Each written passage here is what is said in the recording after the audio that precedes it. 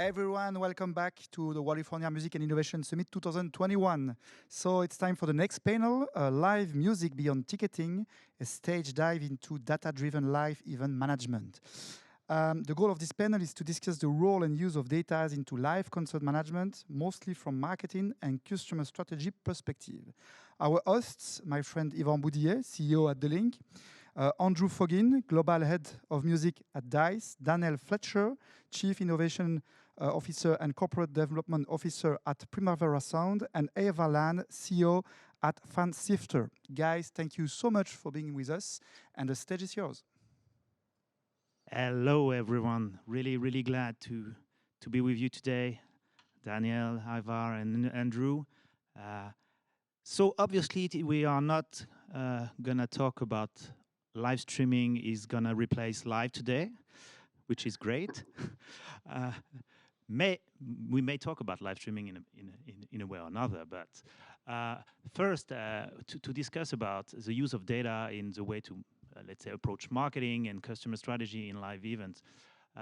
Could you please introduce yourself, guys, and tell to our audience about your company and your role, and maybe a little bit also of your journey in the music space or elsewhere. So let's say, Daniel, from Barcelona, and welcome, and please introduce yourself.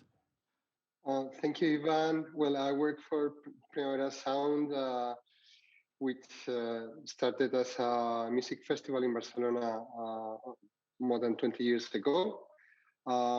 Next year, hopefully, we'll be celebrating our 20th anniversary with a 2-weekend festival and more than 150 additional live shows between those weekends. We have other festivals in Porto. We are debuting a new festival in Los Angeles next year as well, and we have other new festivals coming. But we are best known for our festivals for our music festivals, but we have other activities and business lines. Most of them related to music, of course, but for example, we have a creative agency that designs digital experiences and marketing strategies related to music for brands. We have an audiovisual production agency, a company as well, that is working on new formats for TV series in relation, of course, with music as well. And also, they shoot commercials and all sorts of content for the internet and other channels. And I'm Chief Innovation Officer at Primavera Sound. My relation with Primavera Sound and music comes from a long time ago. I've been a musician myself and a producer, and my professional career has always been linked to innovation, creativity, the city, urban planning, architecture, and well, so I think that's already a lot, Daniel, and it's also always good to have some tech people within and innovators within creative organization. Being also an artist in the past, it gives a really great perspective. Andrew, please welcome. Please introduce yourself. Also tell some few words about DICE, I guess, for our audience to rediscover or discover this company and your role. Yeah. Thank you. I am Global Head of Music at DICE. DICE is an event discovery and ticketing platform, and we work with lots of amazing venues and promoters and festivals around the world, all with the mission of just getting fans to go to more shows. So in my role, I'm particularly on the partnership side and helping find the best venues and promoters and festivals like Primavera, who we work with. So yeah, we've introduced a lot of new technology into the space, and what we're offering venues, and from a fan standpoint, it's just completely different to anything that's been out there before. And we focus a lot on discovery and personalization, and The company's been around about 7 years. I've been there from the very start. Prior to that, I was working in management and managing artists and putting on events myself here in London. So yeah, that's top line. Good top line, Andrew. Thanks. Iver, please welcome and join the conversation. Thanks, Ivan. Great to be here, and thanks for having me. I'm Iver. I'm the founder and CEO of Sifters. My background is in music and live in the European industry. I've been doing that 25 plus years, sitting on both sides of the table as a service provider for the music and live industry, and also taking a lot of risks as a promoter myself. I've been directly involved in more than 2,000 events and festivals over these years. And with Fansifter, we are tackling the fragmented and siloed audience data problem in music and live. We are building a collaborative customer data platform specifically for fan-based industries that helps our clients to unify their first-party data sets and run smarter analytics, segmentation, and activation of those audiences. We've been mainly working with artist management and record labels of very different sizes, and now see more live promoters also joining in as live starts to return. Yeah, it's been a really exciting time, and we're also a Techstars music company, so we're backed by some of the major players in the space. So happy to be here and share the stage with you guys. I'm a big fan of both Andrew's and Daniel's companies, so great to be. Great, and you are also part of California Music Tech Accelerator, I may say. So welcome all of you. How to start? I guess we cannot pass the mention of the context. We are all living. This is an unprecedented crisis for the live sector. But I would like to just potentially look a little bit further, and for you, maybe starting with you, Daniel. What will remain, if we may say that we are seeing the end of the tunnel soon? What will remain from the current context of, let's say, live music being forced to consider digital as the option because there was no other option in terms of approach of marketing, how to address audiences? I know that at Primavera you've been looking at this before, but what kind of acceleration it brought to the table for you as a company in terms of how to approach audiences, let's say segmentation? Like, maybe just describe how you work on let's say audience strategy at Primavera before and after the crisis. Yeah, and in our case, we have an in-house software development team. So what this context accelerated in our case was testing more things that we had already planned, most of them. Some of them we were not planned, but it took us to test things that we wanted to test, to develop. We developed a streaming platform, and we are working on some sort of social media platform to engage fun conversations about music and about new releases. So we are testing things, but the reality is that we put up an amazing lineup and we sold out all the tickets in hours. So, I mean, that's a real thing, right? So yeah, it starts with that. But then, how do you turn that huge engagement into, let's say, usable data and audience data? And even if you are not forced to, because this is not a need, but it's what do you make of all those data? You have the control of it. You segment out of it. Or how do you work that? Yeah, we try to understand who our customers are, because after selling almost 200,000 tickets, you have all kinds of customers. We have people coming from more than 150 countries with probably different profiles. So we are trying to understand who our customers are, because what we want to to make sure is that all of them have the best experience in a music festival that they can have. So we work a lot with segmentation, but we don't want to be intrusive about what data we collect from our customers, and we take very seriously all concerns about privacy. We don't want to know how much beers does a customer drink in our festival, or those sort of things. We are more focused on understanding what music they like, what parts of our lineup is moving them to buy a ticket, book a plane, and fly to Barcelona. And that's our main focus now. Interesting. So because I think moving maybe to you, Andrew, on that point, in a practical way, what kind of data is collectible, is accessible, let's say, when and from ticketing and beyond ticketing, because this is pretty also the purpose, and for what kind of purpose, because then there is a lot of things to be said. But let's stick with the range of data you can address at DICE, for instance, and how do you make it work for your partners, clients?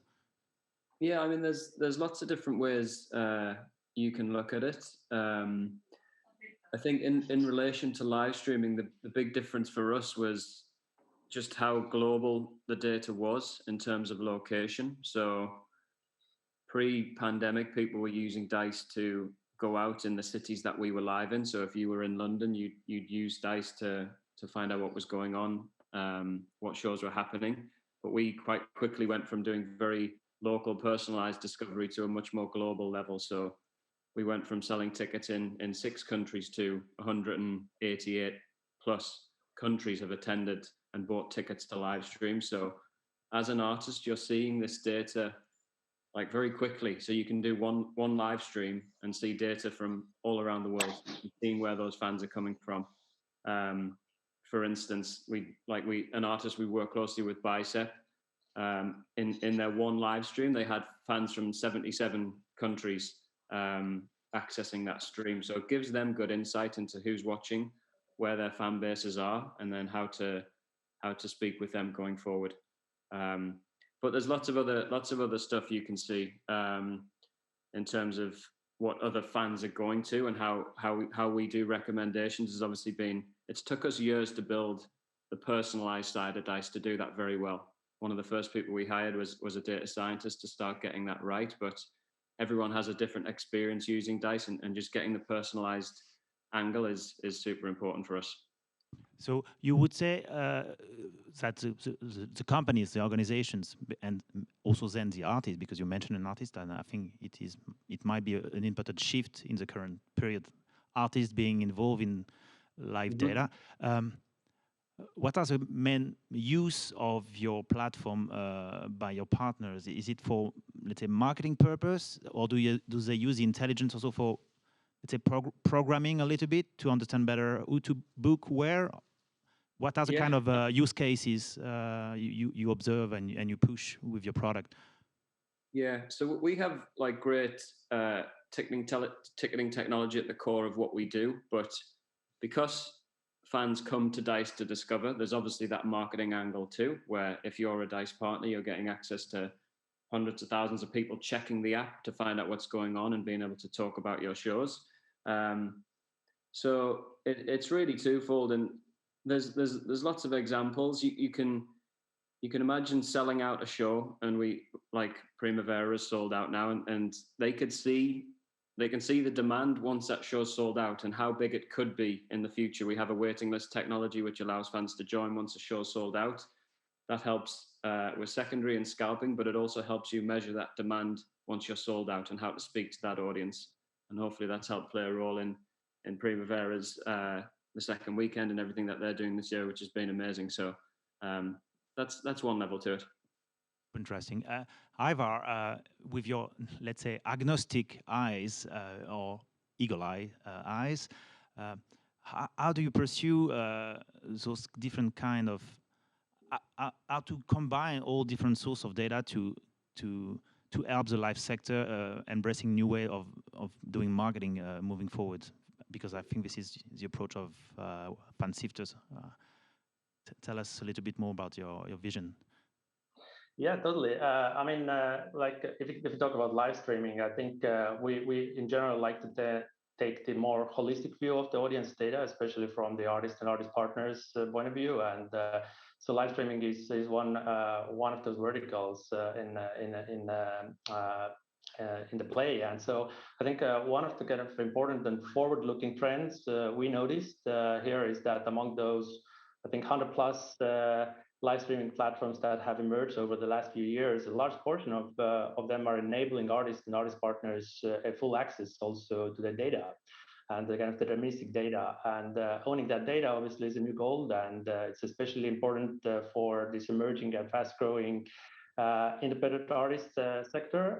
And I think this opens up a lot of kind of new avenues how to better analyze, segment, and activate these audiences that you see in the data. As Andrew mentioned, that especially in the live streaming side, these data sets that we see there can be compared against other data sets that the artist or the promoter already has captured about their fans. And I think what is important is what we've seen working with very different data sets and partners is that artists and artist partners very often what they see, for example, on the DSP side like Spotify or social platforms like Facebook or Instagram, analytics dashboards is very often quite different what they can see in the deterministic data like ticketing data or live streaming data combined with ticketing data or merch purchases, because very often these new data points that you see in the live streaming provide you new and untapped unique opportunities to go after for certain demographies or regions that are not really showing up in your anonymized analytics dashboards on Spotify or Facebook, but are showing up in your deterministic data. And comparing that live streaming data sets against your existing data provides a lot of new opportunities to promote recorded or stream music or merch or physical tickets to events. So I think in the big picture, like live streaming has just entered the game from providing you another layer of deterministic data that you can combine and better to drive better insights and build stronger audiences out of that. I think this is a really interesting topic to look into more depth, like convergence, let's call it, or hybridization of concept, but also then marketing CRM. Daniel, how do you see the future of, let's say, we had a conversation during the California Music Tech Accelerator with some few festivals, and one of them told us they're gonna keep live streaming as a complement during the physical event, but on top they will add live streaming events in other period of the year, also to be able to collect new audience and to reach new audiences. Are you considering the same kind of option, and how do you see the combination of those two, let's say, approaches in terms of synergies from your perspective of a festival organizer? That's a very interesting question. One of the great ifs of live streaming for festivals in the past years was who pays for this? Because to be honest, almost no festival has managed to monetize from live streaming their festival. So sometimes you had a sponsor who paid for that. Sometimes you had or you decided to invest in doing the live stream by yourself because you were planning some marketing campaign related to that live streaming. But using live streaming to engage new audiences looks like a good idea. Let's see if it works and how it is executed. I guess that many music promoters are considering now how to go ahead with physical shows and how to introduce live streaming as complement to physical shows or as a way to engage new audiences. And that looks like a good idea. Let's see how it is executed, actually, because um, from what we have seen is that it's not that easy to do a live streaming show that is engaging for fans in a Exactly. massive way. This topic will be tackled tomorrow on the last day of the conference on Friday. We're going to have a specific talk about convergence in terms of hybridization of the experience, or how to engage also.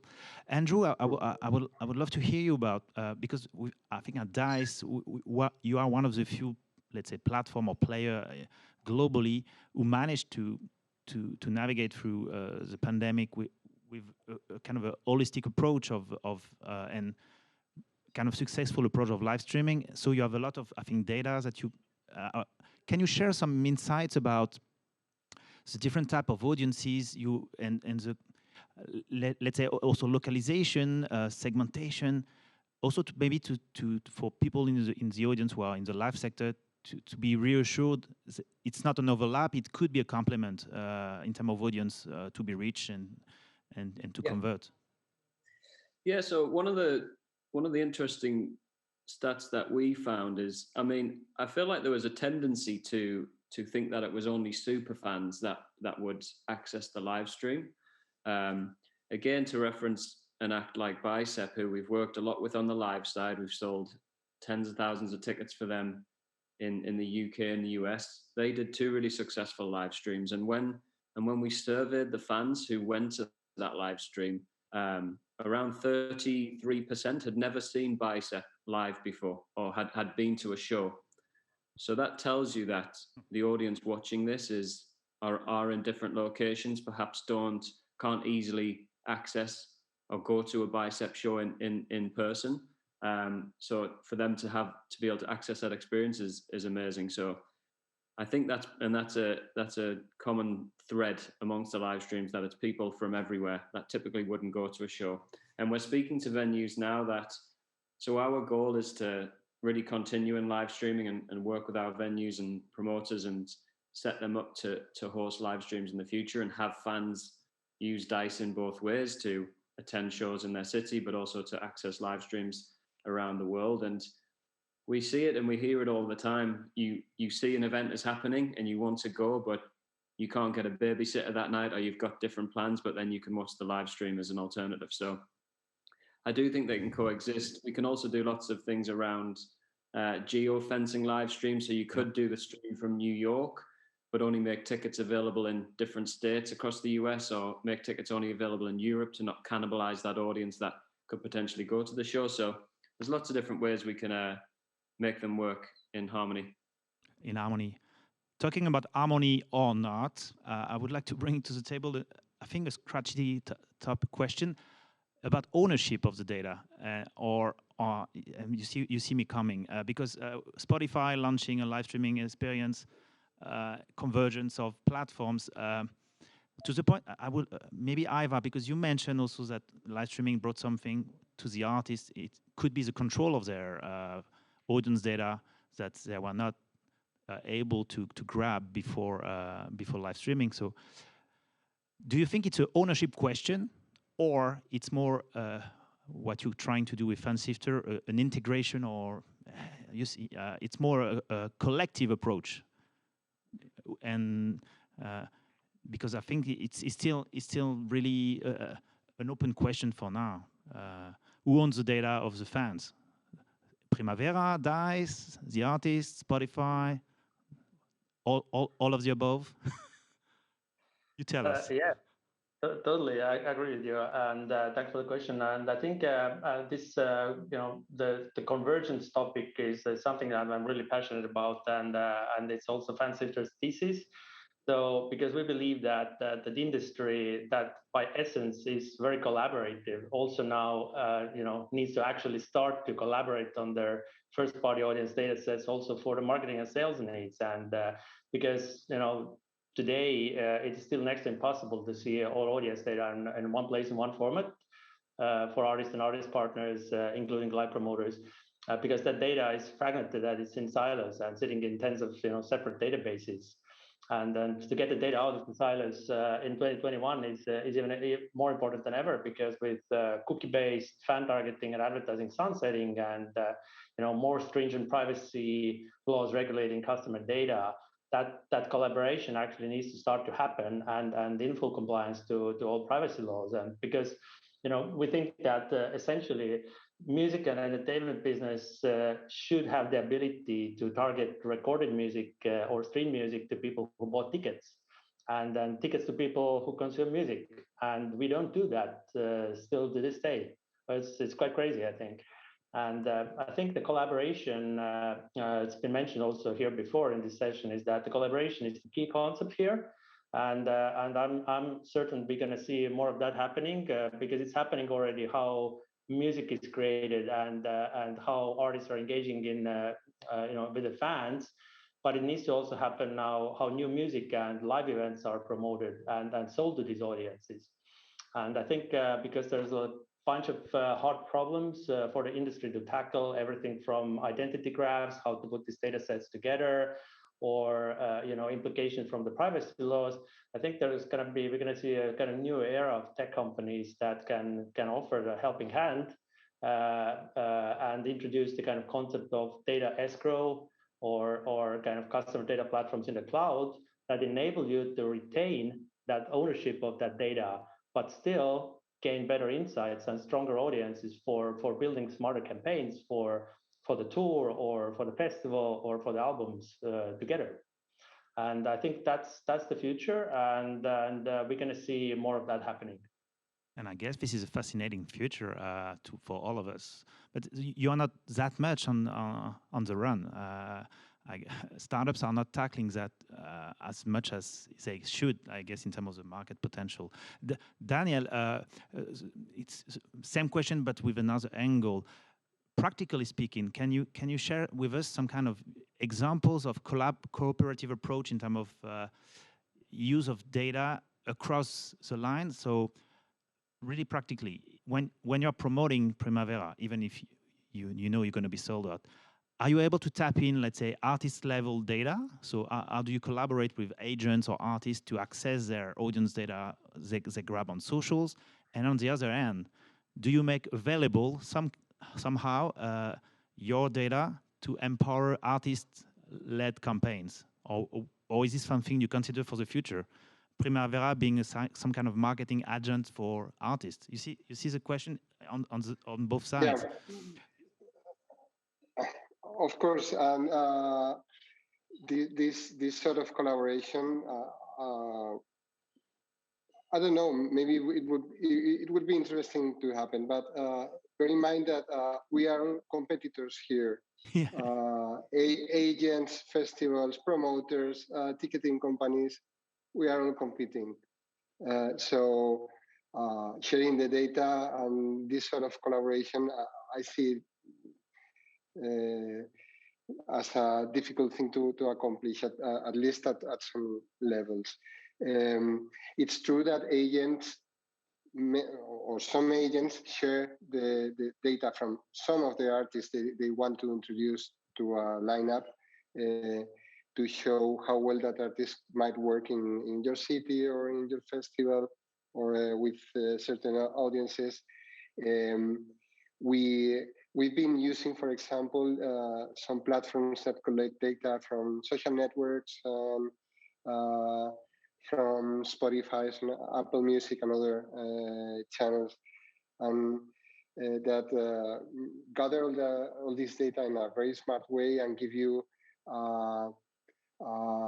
overview of how or what would the potential fan base of an artist could be in certain regions, cities, or different segments of the population. But if we all use those platforms, we will have the exact same lineups everywhere. Fair point. So I love that. We still rely on the huge network of trendsetters we have all over the world who go to clubs, who go to rehearsing spaces, who try to connect with new artists or new music movements, although small but promising. And of course, these networks includes agents, includes managers, and includes other artists, of course. We still basically rely on our intuition to build our lineups. Of course, we use data as well. We use data as well, a lot of data. And I think I would love to end up this conversation with that topic of, let's say, curation / programming, creativity, let's say. Maybe your vision on that, Andrew, because you are in touch with so many players in the field. How do you see them using data beyond marketing, also to not to lead their decision making in terms of programming, but to inspire whatever?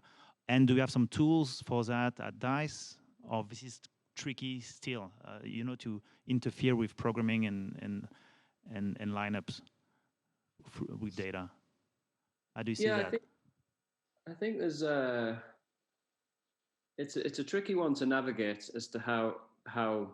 I mean, I'm sure Daniel is in a much better position to comment on the programming side, but I think, like, when you use DICE, there's data coming from the DSPs, coming from a Spotify or Apple, where we're understanding what you're listening to and then making recommendations based on that, in terms of, okay, we know you follow X artist on Spotify, they're playing this show, they're playing Primavera, but there might not always be total synergy. You might be listening to something that you don't go to see live, or you might not be listening to what you then want to go out to on a night. So it's tricky to navigate, and I'm sure there's a lot more that can be done in that space, though. Yeah, Iver, your view, because it's coming to the recording world pretty fast, like with Warner acquiring Sodatone, with Apple acquiring Platoon, Instrumental in the field are doing like great job in INR and data. Why not live? Why not? Or why? Or yeah, actually, why not? Because it's technically possible. I have two thoughts here. I think one kind of untapped area for those collaborations are also TSPs, especially from the live promoter side, because TSPs like Spotify have perfect data about who, how much, and where streams. And I think, why should promoter or also the record labels take their ad dollars to Facebooks and Googles while they could kind of pinpoint their marketing effort on platforms where music is consumed by those artists they kind of put on the lineup as well. And so I think, we should be able to take data sets and compare these against our data sets against high propensity streamers on Spotify, narrow it down even to geolocation level, and kind of run more effective campaigns to fill the venue or festival. And I think the good thing here is that DSPs have been notoriously black boxes, but they're starting to slowly open up, because there is potential to channel and reroute some of those revenue streams that currently go to walled gardens like Facebook and Google, also to the DSPs. But until that happens, I think we need to rely on our first-party data sets, and I think for the live, there's a lot of opportunities there. For example, in a FanSifter Data Alliance product, we've seen multiple use cases for live side, where promoters actually collaborate with the label and the management, and sometimes even at merch stores to get access to the kind of data that they don't have, but allows them to better target those existing audiences and use that intel also to go after new prospects or lookalikes. And it's a two-way street. So promoters typically bring also their data sets to those data alliances, so that management and label, for example, can do the job better. But it's all anonymized data, and we're working with segments and audiences, so nobody sees really any of the personal information of the fans, and everyone retains their own ownership of the data set. So that's one of the kind of things we've seen. And the second thing where we have seen collaboration happening, especially for festivals, is that it enables to actually run fully compliant joint campaigns with some of the artists on your lineup. It doesn't have to be only the headliners, but it can be also some of those B and C stage artists that bring along a bunch of new fans to the festival, and there's a lot of opportunities to explore there how to run those joint campaigns together with those partners. Yeah, so let's be optimistic, and it's not only about cooperation, but it's also about a fair and proper use of data by people who have a vision how to make it work. I guess a final word, Daniel and Andrew, and maybe also go back to you and Iver to close this conversation. What is, let's say, your vision for the near future for Primavera in terms of how to make the data part of the creative process? And I would like to hear, like in one sentence or a little bit more. But you talk about experience, the better experience. What does it mean, Daniel? Is it about what happens in the festival, and you're using data to improve that? Are you working on some kind of futuristic stuff we don't know yet? Or data-driven experience on site? I don't know. Yeah, we have some initiatives in the works in that sense to improve what's happened here. Okay, to improve the experience before the fan comes to the festival, during the festival, and afterwards. We are trying to have a all year round relationship with our customers. Okay, so it's the full journey. So we need to invite you next year to tell us, right? Yes. Cool. Okay. We do that over a beer again. Andrew, I guess for DICE, this is it has been a great acceleration the past 2 years.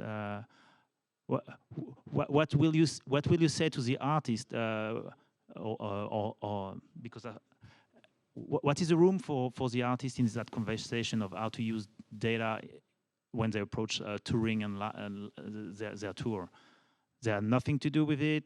They should consider it, or what would you recommend to artists when they come to the game? Yeah, they should 100% consider it, because it's super useful to see. We work and speak to so many managers on every day, really, just sharing insights in terms of what's going on related to their artists on DICE. And it's not like I said previously, I was in management, and we never really had access to see what was going on a live level. You'd get your ticket counts from the agent, and you'd think, okay, we've sold 1,000 tickets in New York, but actually understanding that audience and seeing where they've come from in New York, where they've traveled from, there's just so much that you can get from that to then build and scale and go right across the US and globally into different territories. So yeah, they should be using it as much as they can. Yeah, as much as they can. Ivar, a cheering note for the end? Yeah, and echoing on what Andrew said, I think our mantra that we are telling on a daily basis to all our manager, label, and promoter clients is that own your data. It starts from there. Capture and own your data, your first-party data, and then you can actually move to the unification phase, which provides a lot of opportunities, and it's very powerful to unify the data. We've seen, by average, 3 to 17 times better ROI from digital campaigns by doing simply that, and I think it provides a lot of value for everyone in the business. Love it, and good news for you folks. The next panel is about smart music marketing, so it's all about that.